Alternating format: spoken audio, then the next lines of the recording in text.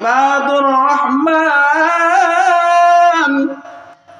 রহমানের বান্দা হলো তারা আল্লাযীনা ইয়ামশুনা আলাল আরদি হাওনা, জমিনের বুকে যারা একেবারে বিনয়ের সাথে হাঁটে, বুকটাকে টান টান করে, অহংকারের মতো দর্পের মতো হাঁটে না, খুব সুন্দরভাবে চলাচল করে। হযরত লুকমান আলাইহিস সালাম সূরাতুল লুকমানের মধ্যে তার ছোট বাচ্চাকে, ছোট ছেলেকে উপদেশ দিয়েছিলেন। ওখানে বলেছেন, ওয়ালা তামশি ফিল আরদি মারহা। ও বৎস, অনেকগুলো নসিহত তোমাকে আমি করলাম, এর মধ্যে একটা হলো তুমি যখন জমিনের বুকে হাঁটবে তখন দম্ভ ভরে হাঁটবে না, একেবারে ভালো মানুষের মতো হাঁটবে। সুন্দর ভাবে তোমার মনের মধ্যে যাতে করে কোনো ধরনের অহংকার না কাজ করে, অহংকার না কাজ করে, এই ধরন ভাবে তুমি হাঁটবে। সুন্দরভাবে মানুষের সাথে আচরণ করবে। ইয়া বুনাইয়া আকিমিস সালাহ, ও আমার ছেলে, ও আমার বৎস, ও আমার আদরের ছেলে, আমি তোমাকে কিছু উপদেশ দিচ্ছি। সর্বপ্রথম কাজ হলো তুমি নামাজ আদায় করবে। আকিমিস সালাহ, নামাজকে তুমি যথাযথভাবে কায়েম করবে। নামাজের মাধ্যমে আল্লাহ তাআলার সন্তুষ্টি অর্জন হয়। এই জন্য আল্লাহর এক বান্দা আর এক বান্দার কাছে জিজ্ঞাসা করলো, জান্নাতের মধ্যে নামাজ আছে কিনা? ওই আল্লাহর বান্দা বলে, না না, জান্নাত তো প্রাপ্তির স্থান, সেখানে নামাজ নাই, ইবাদত নাই, কোনো কষ্টের কাজ নাই, সেখানে শুধু চাওয়া থেকে পাওয়া। মনে যা চাবে, মা তাশতাহি আনফুসুকুম ওয়া লাকুম ফিহা মা তাদউন, মা তাশতাহি আনফুসুকুম, তোমাদের মন যা চাবে, যা ইচ্ছা করবে, মনের মধ্যে, দিমাগের মধ্যে শুধু উদয় হতে দেরি, সামনে আসতে দেরি নয়। ওয়া লাকুম ফিহা মা তাদউন, যেটা দাবি করা হবে সাথে সাথেই পূরণ হয়ে যাবে। এটা হলো প্রাপ্তির স্থান, এখানে কোনো নামাজ নাই, নামাজ নাই। ওই আল্লাহর বান্দা কাঁদতে কাঁদতে বেহুশ প্রায় হয়ে গেল। বলল যে নামাজ যদি না থাকে আমি আমার রবের সন্তুষ্টি কিভাবে অর্জন করব? জান্নাত হলো আমার সন্তুষ্টির জন্য। জান্নাত মালা আইনুন রাআত, এমন একটা জায়গা, মালা আইনুন রাআত, কোন চক্ষু দেখেনি, ওয়ালা উযুনুন সামিআত, কর্ণ শ্রবণ করেনি, ওয়ালা খাতারা আলা কলবি বাশার। জান্নাতের নাজ নেয়ামত কত সুন্দর হবে, কত ভালো হবে, চিত্তকর্ষক দৃশ্য, মনটাকে একেবারে আকর্ষণ করে তুলবে। এই জান্নাতের মধ্যে থাকা সত্ত্বেও ওই আল্লাহওয়ালা বলছেন, জান্নাত হলো আমার সন্তুষ্টির জন্য, আর 2 রাকাত নামাজ হলো আমার রবের সন্তুষ্টির জন্য। ওই আল্লাহওয়ালা বলেন, জান্নাতে যদি আমি যাই, জান্নাতে যদি আমাকে আল্লাহ তাআলা নসিব করেন, তাহলে আমি আল্লাহর কাছে 2 রাকাত নামাজ চেয়ে নিব। নামাজের প্রতি এত গুরুত্ব, নামাজের প্রতি এত আগ্রহী, নামাজ পড়লে আল্লাহ তাআলা জান্নাত দেবেন। তো উনি বলছেন যে নামাজ পড়লে আল্লাহর সন্তুষ্টি অর্জিত হবে, আর জান্নাত গেলে আমার সন্তুষ্টি অর্জিত হবে। তো নামাজের মাধ্যমে আমি যেহেতু আমার রবের সন্তুষ্টি অর্জন করতে পারবো, এই জন্য জান্নাতে আমি আল্লাহর কাছে নামাজ চেয়ে নিব। হযরত লুকমান আলাইহিস সালাম তার ছোট্ট ছেলেকে বলছে, ইয়া বুনাইয়া আকিমিস সালাহ, বৎস ছেলে আমার, আদরের সন্তান, কলিজা ছেঁড়া ধন, তুমি শুনে রাখো, ইয়া বুনাইয়া, মাথায় হাত বুলিয়ে বলছে, ইয়া বুনাইয়া, ছেলে আমার শোনো, আকিমিস সালাহ, তুমি নামাজ কায়েম করো, যথাযথভাবে নামাজ আদায় করো। ওয়া'মুর বিল মা'রুফ, এবং সৎ কাজের আদেশ করো। সৎ কাজের আদেশ আমরা সকলেই করি, কম বেশি যতটুকু পারি আমরা সৎ কাজের আদেশ করি, এটাও ভালো কাজ। আর একটা কথা হলো ওয়ানহা আনিল মুনকার, এবং গর্হিত কাজ থেকে তুমি বিরত থাকো। লুকমান আলাইহিস সালাম দ্বিতীয় যে নসিহতটা করেন, ওয়ানহা আনিল মুনকার, যত ধরনের শরীয়ত গর্হিত কাজ আছে, মাদকতা আছে, যত ধরনের যৌনাচার আছে, এক কথায় সুশীল সমাজ যেটা গ্রহণ করে না, ভালো মানুষ যেটা গ্রহণ করে না, সমাজ যেটাকে মেনে নেয় না, এটাকে বলা হয় শরীয়ত গর্হিত কাজ। ওয়ানহা আনিল মুনকার, যত ধরনের খারাপ কাজ হতে পারে, যত ধরনের মন্দ কাজ হতে পারে, বৎস তুমি শোনো, এই কাজ থেকে তুমি ফিরে থাকো, বেঁচে থাকো, তুমি বাধা প্রদান করো। আল্লাহ রাসূল বলেন, কোন বান্দা যদি দেখে মন্দ কাজ হচ্ছে, সে যেন ওই কাজটাকে হাত দ্বারা প্রতিহত করে। মান লাম ইয়ারা মুনকারান ফালিগাইরহু বিয়াদিহি, যদি কোনো বান্দা বান্দি দেখে মন্দ কাজ হচ্ছে, সে যেন হাত দ্বারা প্রতিহত করে। ফাইল্লাম ইস্তাতি' ফাবিলিসানিহি, যদি হাত দ্বারা বাধা দিতে যায়, আমার এই শরীরের প্রতি, আমার নিজের প্রতি আক্রমণ হয়ে যেতে পারে। আক্রমণের আশঙ্কা যদি থাকে, যদি অপর পক্ষ থেকে ক্ষতির কোনো আশঙ্কা থাকে, তাহলে হাত দ্বারা বাধা দেওয়ার দরকার নাই। ফাইল্লাম ইস্তাতি' ফাবিলিসানিহি, তাহলে মুখ দ্বারা তুমি সেটাকে বলো, ভাই এটা খারাপ কাজ, এটা করা যাবে না, এই কাজ থেকে তুমি বিরত থাকো। এটাও যদি সম্ভব না হয়, ফাইল্লাম ইস্তাতি' ফাবিকলবিহি, অন্তর দ্বারা এই কাজটাকে তুমি ঘৃণা করো। ওয়াযালিকা আযআফুল ঈমান, আর এটা হলো ঈমানের সর্বনিম্ন স্তর। এরপরে বলেন, অসবির আলা মা আসাবাক,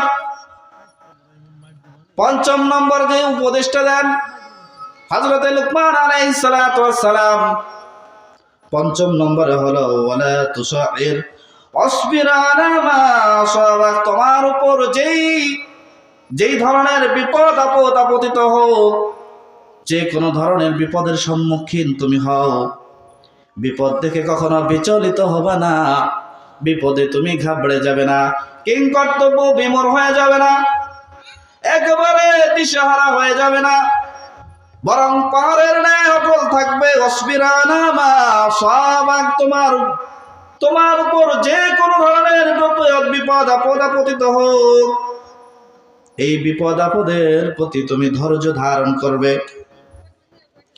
আল্লাহ তাআলা শিখিয়ে দিয়েছেন, ওয়াস্তাঈনু বিস-সাবরি ওয়াস-সালাহ, তোমরা আল্লাহ তাআলার কাছে দুইটা জিনিসের মাধ্যমে সাহায্য চাও। ওয়াস্তাঈনু, তোমরা সাহায্য প্রার্থনা করো, বিস-সাবরি ওয়াস-সালাহ, ধৈর্যের মাধ্যমে এবং নামাজের মাধ্যমে। আল্লাহ তাআলার কাছ থেকে চেয়ে নেওয়ার মাধ্যম হলো দুটা, একটা হলো ধৈর্য, আর একটা হলো নামাজ।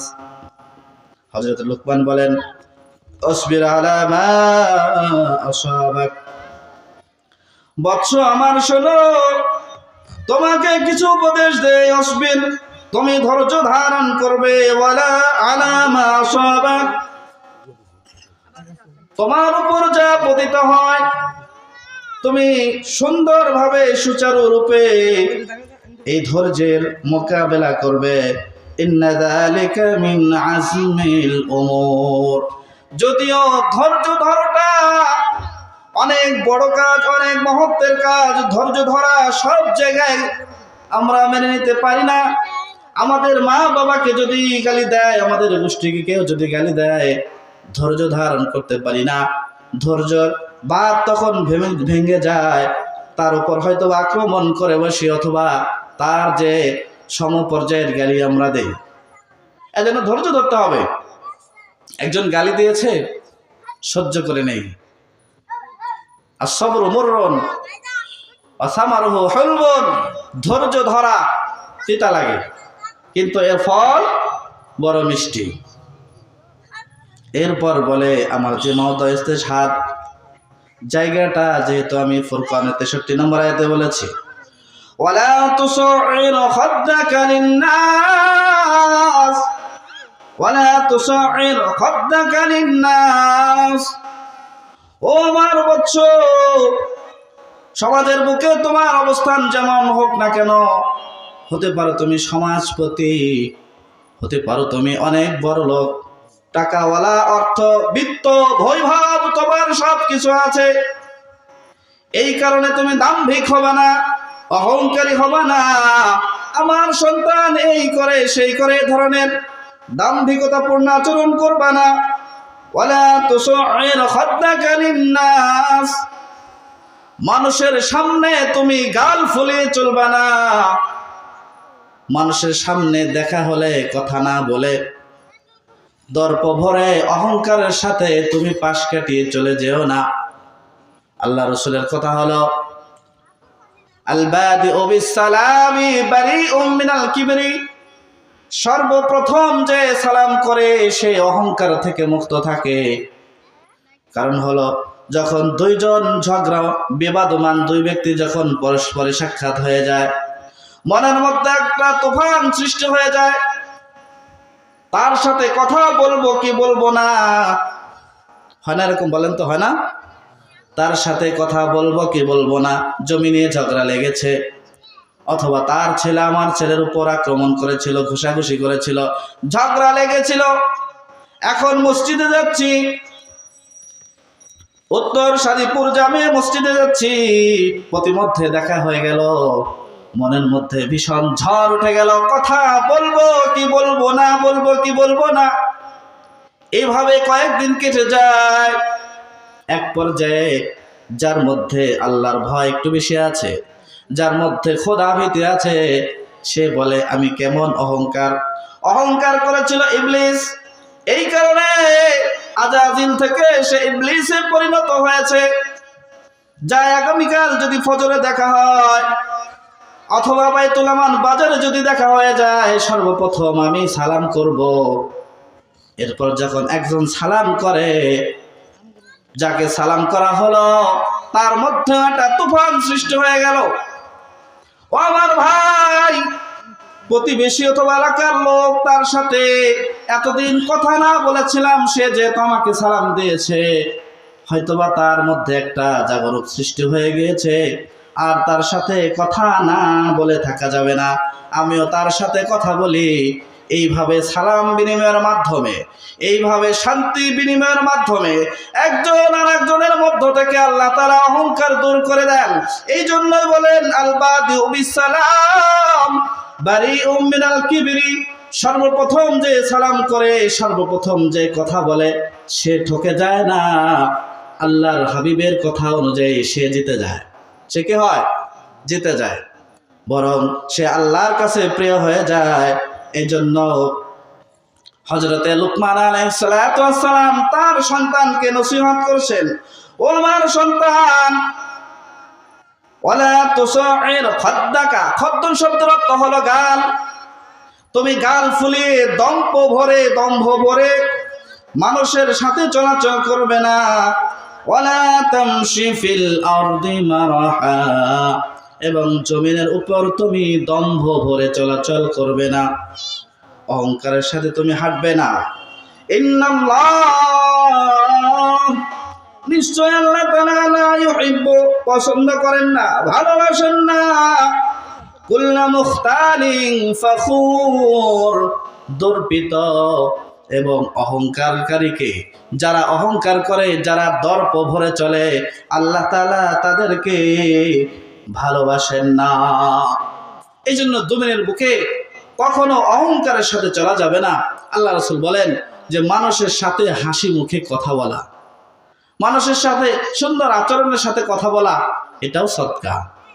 আপনারা যেমনি ভাবে এই মাহফিলের জন্য চাঁদা দিয়েছেন, কালেকশন করেছেন, এটা যেরকম সদকা, ঠিক একজন ভাইয়ের সাথে অপর মুসলমান ভাইয়ের সাথে সাক্ষাতে হাসি মুখে কথা বলা, সহাস্য বদনে কথা বলা, এটাও একটা সদকা। বাজারে যাচ্ছে সকালবেলা, বাইতুল আমান বাজারে ব্যাগ হাতে, বোঝা যাচ্ছে তিনি বাজারে যাচ্ছেন। তারপরে জিজ্ঞাসা করা, ভাই কোথায় যান? মাছ একটা কিনে নিয়ে আসছে, ইলিশ মাছ, পাঙ্গাস মাছ দেখা যাচ্ছে। তারপরে জিজ্ঞাসা করা, ভাই কত নিল, কি মাছ কিনেছো ভাই? এই যে একটা হৃদ্যতা, এই যে একটা ভালোবাসা, এটা যদি হয় মানুষের ভিতর থেকে অহংকার চলে যায়। মানুষের ভিতরে ভালোবাসা তৈরি হয়, যার সাথে আমি কথা বললাম তার ভিতর থেকে অহংকারটা চলে গেল।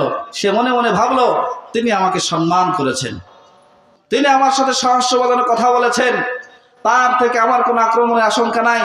আল মুসলিমু মান সালিম আল মুসলিমুনা মিন লিসানিহি ওয়া ইয়াদিহি। প্রকৃত মুসলমান তো সেই যার হাত এবং জবান থেকে অপর মুসলমান নিরাপদ থাকে। এজন্য মানুষের সাথে খুব ভালোভাবে চলা, মানুষের সাথে ভালো আচরণ করা। আরে ভাই, আমরা যখন ইন্তিকাল করব ওই সময় মানুষ বলা বলি করে, না এই লোকটা ভালো ছিল, এই লোকটা খুব সুন্দর ছিল, মানুষের সাথে হাসি মুখে কথা বলতো, মানুষের কুশল বিনিময় করত, মানুষের সাথে কুশল বিনিময় করত, এই লোকটা খুবই ভালো ছিল। এই যে মানুষের সৎ ধারণা, এই যে মানুষের একটা ভালো ধারণা, এই ভালো ধারণার কারণে, এই ভালো একটা ধারণা করার কারণে আল্লাহ তাআলা ওই বান্দা বান্দীকে মাফ করে দেবেন। এজন্য দম্ভ ভরে, দর্প ভরে জমিনের বুকে হাঁটবো না। ইন্নামা আমওয়ালুকুম ওয়া আওলাদুকুম ফিতনাহ। আল্লাহ তাআলা বলেন, ইন্নামা আমওয়ালুকুম ওয়া আওলাদুকুম ফিতনাহ। সন্তান সন্ততি নিয়ে যদি তুমি যতই বড়াই করো না কেন, যতই অহংকার করো না কেন, এই সন্তান সন্ততিকে যদি তুমি সঠিক শিক্ষা না দাও, ভালো শিক্ষা যদি তুমি না দাও, কোরআনের সঠিক শিক্ষা যদি তুমি না দাও, এই সন্তান তোমার জন্য জাহান্নামের আসামি হিসেবে তোমাকে কাঠগড়ায় দাঁড় করাবে। এই জন্য সন্তানের বেসিক শিক্ষা দিতে হবে, কোরআনের শিক্ষা। কোরআনের শিক্ষা যদি সর্বপ্রথম তার অন্তরের মধ্যে ঢুকিয়ে দেওয়া যায়, সর্বপ্রথম আল্লাহর কথা, একত্ববাদের কথা, আল্লাহর রসুলের ভালোবাসা, আল্লাহ রসুলের কথা যদি একেবারে ছোট্ট বালকের মধ্যে ঢুকিয়ে দেওয়া যায়, ছোট্ট মেয়ের মধ্যে ঢুকিয়ে দেওয়া যায়, এরপরে জাগতিক যত শিক্ষাই তিনি শিক্ষা গ্রহণ করুক না কেন, অন্তত পক্ষে সে মা বাবার অবাধ্য হবে না, সে কখনো নাস্তিক হবে না, সে কখনো বেঈমান হবে না। তার মাধ্যমে সুদের কারবার, ঘুষের কারবার, অনৈতিক যত কারবার আছে তার মাধ্যমে সংগঠিত হবে না। এই জন্য সর্বপ্রথম কাজ হলো সন্তানকে কোরআনী শিক্ষা দেয়া। সর্বপ্রথম কথা, আল্লাহ রাসূল সাল্লাল্লাহু আলাইহি সাল্লাম বলেন, সন্তান যখন জন্মগ্রহণ করে এরপর তার কানে এক কানে আজান আর এক কানে ইকামত কিন্তু ঢুকিয়ে দিতে হয়, নাকি? এক কানে আজান আর এক কানে ইকামত দিতে হয়। মুফাসসিরিনগণ লিখেছেন যে তুমি যে দুনিয়ার বুকে এসেছো, আখিরাতের তুলনায় তোমার হায়াত হলো আজান এবং ইকামতের মধ্যে যতটুকু পার্থক্য, যতটুকু সময় অতিবাহিত হয় আজান এবং ইকামতের মধ্যে কয় ঘন্টা? কয় ঘন্টা বলেন তো? সর্বোচ্চ 15 মিনিট, আর বেশি হলে জোহরের সময় আধা ঘন্টা। এই তো তাকে স্মরণ করিয়ে দেওয়া হচ্ছে, দেখো তুমি দুনিয়ার বুকে এসেছো, এতদিন মায়ের পেটে ছিলে, এখন তুমি দুনিয়ার বুকে এসেছো, তোমার সময় কিন্তু আখিরাতের তুলনায় আজান দিয়ে নামাজের আগ পর্যন্ত, ইকামত পর্যন্ত যেটুকু সময়, এই সময় পর্যন্ত তোমার দুনিয়ার হায়াত। এই জন্য দুনিয়ার হায়াতে এসে তুমি আল্লাহর কথা, সর্বপ্রথম তোমার অন্তরে আল্লাহর কথা থাকবে, আল্লাহ রসুলের কথা থাকবে, এরপরে জাগতিক শিক্ষা যা হওয়ার সেটা করবা তুমি। এই শিক্ষাটাই আল্লাহ তাআলা দিয়েছেন, আল্লাহ রসুল বলে দিয়েছেন যে এরপর কথা হলো যে মানুষের সাথে গর্ব করা যাবে না। ইন্নামা আমওয়ালুকুম ওয়া আওলাদুকুম ফিতনা। অন্য আয়াতে বলেছেন আল্লাহ, এই দুনিয়ার বুকে সন্তান সন্ততি, অর্থ সম্পদ এবং স্ত্রী পুত্র, এগুলো হলো অনেকেই ফখর করে, গর্ব করে, এগুলো কিন্তু গর্বের বিষয় না। আমার ছেলে ইঞ্জিনিয়ার, আমার ছেলে ডাক্তার, আমার ছেলে সরকারি জব করে, আমার মেয়ে অমুক তুমুক করে, এইগুলো কিন্তু অহংকার। অহংকার করেছিল ইবলিস। ফাসাজাদাল মালাইকাতু কুল্লুহুম আজমাউন, ইবলিস সারা সমস্ত ফেরেশতা সিজদা করে দিল, ইল্লা ইবলিস, ইবলিস ছাড়া। ইবলিস সিজদা না করার কারণে আল্লাহ তাআলা তাকে জান্নাত থেকে বহিষ্কার করে দিয়েছেন। এরপর সে আল্লাহর সাথে কথোপকথন করেছে, আল্লাহ তুমি আমাকে জান্নাত থেকে বের করে দিয়েছো, আমি তোমার বান্দাদেরকে ডান দিক থেকে, বাম দিক থেকে, উপর দিক থেকে, নিচের দিক থেকে তোমার বান্দাদেরকে অকাম কুকাম করিয়ে, শরিয়াত গর্হিত কাজ করিয়ে করিয়ে জাহান্নামকে ভরপুর করব। আল্লাহ তাআলা বলেন, ইল্লা ইবাদাকা মিনাল মুখলাসিন, আমার সৎ বান্দারা ছাড়া, আমার নেককার বান্দারা ছাড়া, আমার নেককার বান্দা যারা আছে তারা ছাড়া তুই যাকে পারিস পথভ্রষ্ট কর, কিন্তু যারা আমাকে শুধুমাত্র ভালোবাসে, আমার ইবাদত করে, আমাকে রব হিসেবে স্বীকার করে নেয়, আমার রসুলকে ভালোবাসে, আমার রসুলের পথ অনুসরণ করে, আমার পথ দেখানো অনুযায়ী কোরআন এবং হাদিস যারা অনুসরণ করে চলবে, যারা অনুসরণ করে মানবে, আমল করবে, বক্ষে ধারণ করবে, বুকে লালন করবে, তাদেরকে তুই কিছুই করতে পারবি না।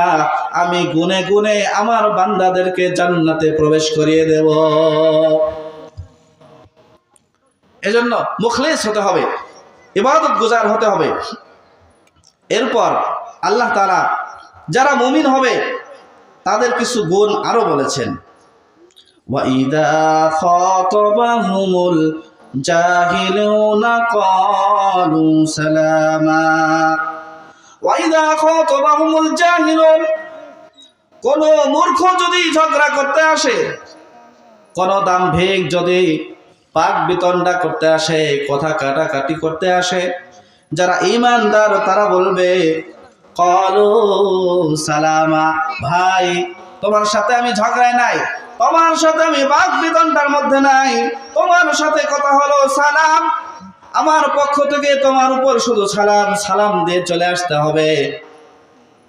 আল্লাহ তাআলার কথা হলো, যখন মূর্খ ব্যক্তি, নাদান ব্যক্তি যখন তোমাদের সাথে ঝগড়া করতে আসবে, ইমানদারের সাথে ঝগড়া করতে আসবে, তখন কি বলতে হবে বলেন দেখি?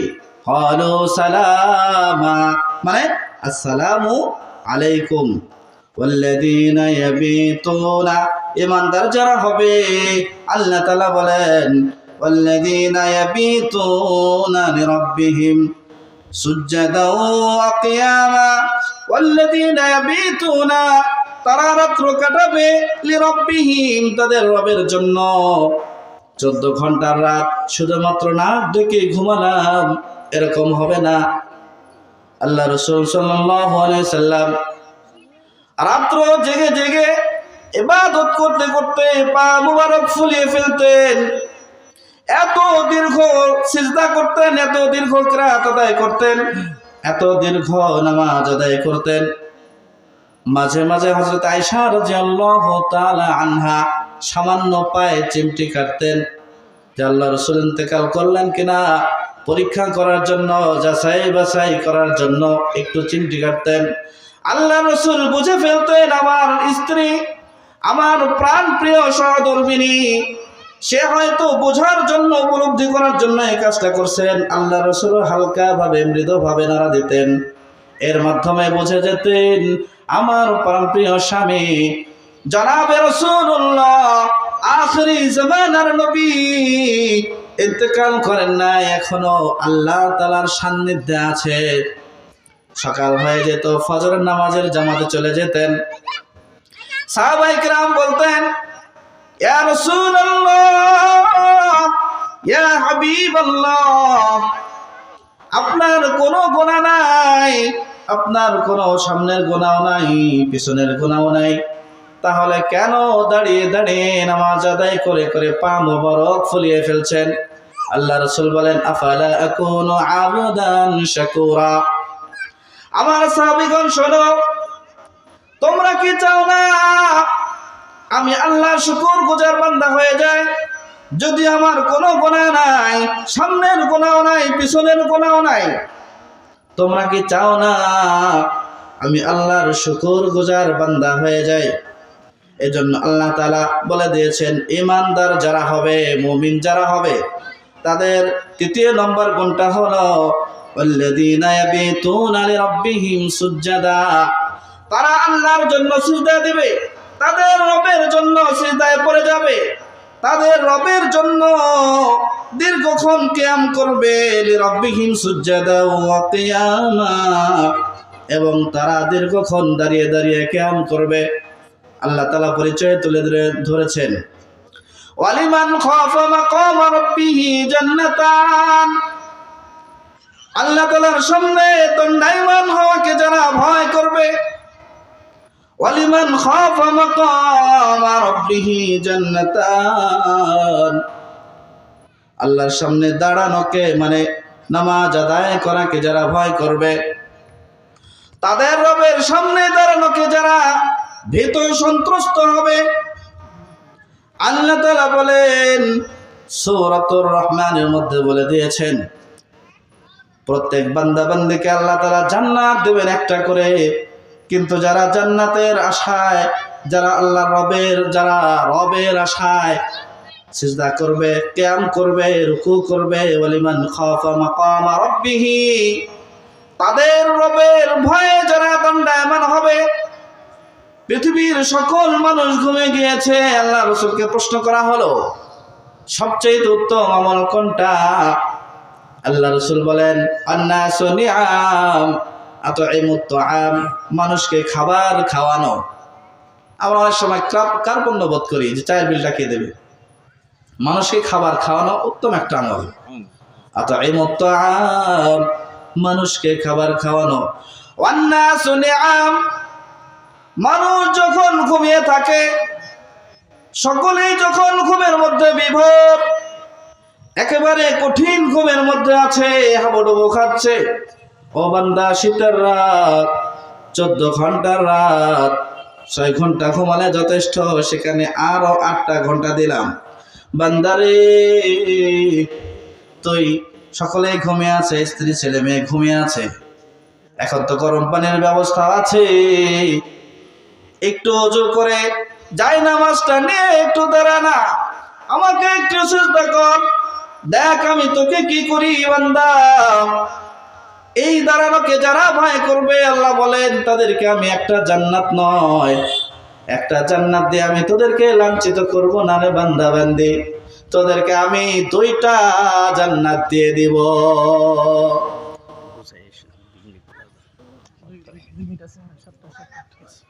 ওয়ালিমান খাফা মাকামা রাব্বিহি জান্নাতান, যারা রাত্র বেলায় দাঁড়িয়ে যাবে, যারা আল্লাহর সন্তুষ্টির জন্য যারা নামাজ আদায় করবে, আল্লাহ বলেন তাদেরকে জান্নাতানে, আমি তাদেরকে 2টা জান্নাত দেব। কয়টা জান্নাত বলেন তো? 2টা জান্নাত। এই জন্য সকলের কাছে উদাত্ত আহ্বান, এই যে শীতের রাত, 14 ঘন্টার রাত, আল্লাহ তাআলা আমাদেরকে কত সুযোগ করে দিয়েছেন। আসুন না একটু 2-1 রাত যখন 2টা 3টা বেজে যায়, অনেক সময় পেশাবেরও চাপ চলে আসে, আল্লাহ তাআলাই জাগিয়ে দেন।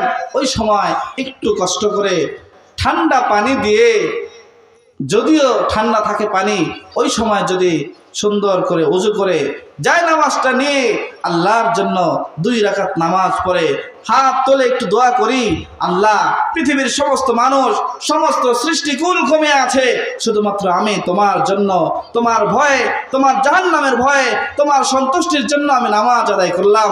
তুমি না সূরাতুর রহমানের মধ্যে বলেছো যে আল্লাহর ভয়ে দাঁড়িয়ে যায়, আল্লাহর ভয়ে দণ্ডায়মান হয়, তাকে তুমি 2টা জান্নাত দিবা। জান্নাত জাহান্নাম কিছুই চাই না, তোমার সন্তুষ্টি চাই। আল্লাহ, তুমি আমাকে ক্ষমা করে দাও। এই আমলটা আমরা করবো তো ইনশাআল্লাহ, নাকি? এই রাত্রে বেলা, অনেক বড় রাত, আসুন আল্লাহ তাআলা আমাদেরকে সৎ বান্দা হওয়ার, অহংকার মুক্ত জিন্দেগি, অহংকার মুক্ত জীবন পরিচালনা করার তৌফিক দান করুন। অহংকার পতনের মূল। অহংকার কি? সব ধরনের পতনের মূল। ছেলে মেয়ে নিয়ে কোনো সময় অহংকার করতে নাই, আমার ছেলে এই, আমার মেয়ে এই, যাই হোক, আল্লাহ তাআলা আমাদেরকে খাঁটি বান্দা হওয়ার অহংকার যাতে করে না করি এবং কারো সম্পদ নষ্ট না করি এবং সবার সাথে হাসি মুখে দেখা হলে হাসি মুখে কথা বলে নামাজ আদায় করে যথাযথভাবে দণ্ডায়মান হয়ে আল্লাহ তাআলার সেই চিরসুখের জান্নাত সকলেই আমরা অর্জন করতে পারি, সেই তৌফিক আল্লাহ তাআলা আমাদেরকে দান করুন। ওয়া আখিরু দাওয়ানা আলহামদুলিল্লাহি রাব্বিল আলামিন।